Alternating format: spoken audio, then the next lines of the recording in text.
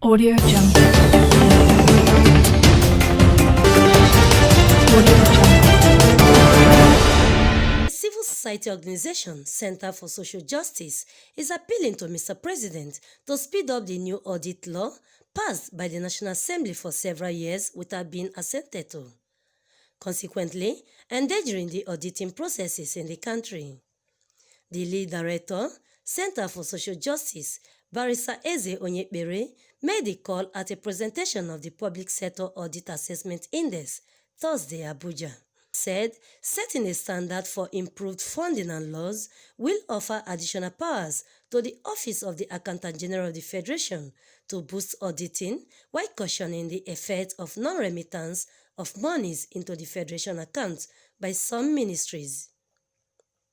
The project, Improving the Effectiveness of Federal Audit Process and Reforms, is a non-profitable initiative constituted by the Center for Social Justice, aimed at mainstreaming social justice in public life. However, the non-partisan organization, having exercising its core mandate to cutting-edge services to deepening economic, social and political change since its establishment, have judiciously brought public holders to be accounted for public procurement in the country.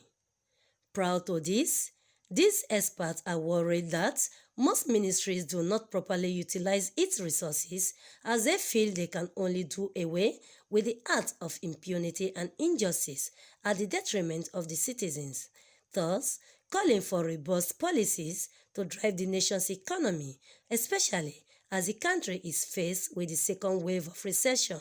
Of the Auditor General for the years 2014 to 2017 to assess the performance of 16 key ministries, departments, and agencies, and 4 revenue-generating agencies that are supposed to remit monies into the Federation account. Now, we use the issues of allowing the Auditor General to have full access to documents and records.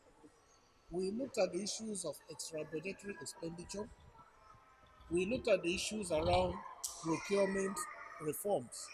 We also looked at the issues about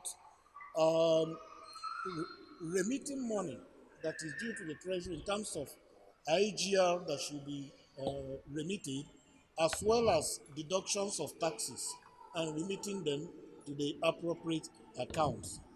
Then we also looked at the issues around e-payment policy and people or organizations that are encouraging traveling without due process or even medical tourism. So after reviewing all of them, we now looked at the quantum of resources that is involved by the MDAs in terms of what actually came up in terms of monetary values over the 4 years. On his part, Head Directorate of Legal Investigation and Enforcement, Fiscal Responsibility Commission, Charles Abana, while commending the report, noted that there should be a reward of remittance compliance, as well as calling for enforcement of sanctions to lack of adherence to financial regulations to boost auditing operations across all parastatals. Public procurement processes, whether they follow due process in public procurement. If there was a query from the Auditor General report for those years concerning public procurement, this CSD report simply said for those years there was a query for this agency X. For that reason, they scored low. For the other years, they didn't query them, so they scored higher. So I think it's something that is empirically based, something that Nigerians need to look at.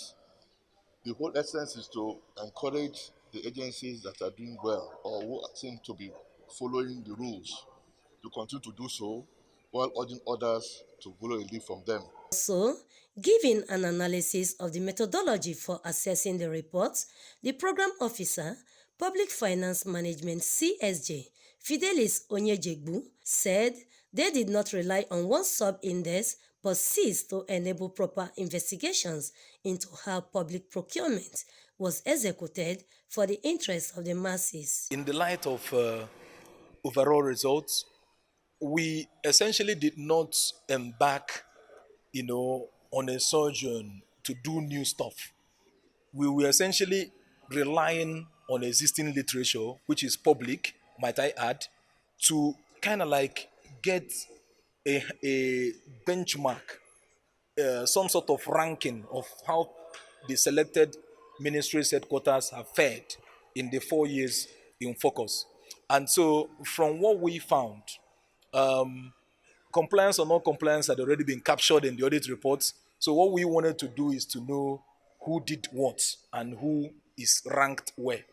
And from our study, based on the methodology we adopted, which is a weighting average method, we found that the Ministry of Science and Technology came tops on the basis of the years that we are looking at, and also on the basis of what is contained in the audit report for those years, being 2014 to 2017.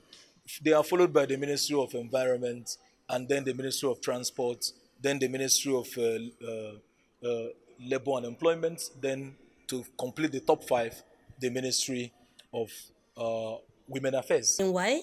The Audit Assessment Index reveals that the Ministry of Science and Technology had the highest score with 95.69%, followed by the Ministry of Environment with 90.63%, Transport 89.21% respectively, even as an award was given to the first 5 agencies that meet the requirements of the assessment.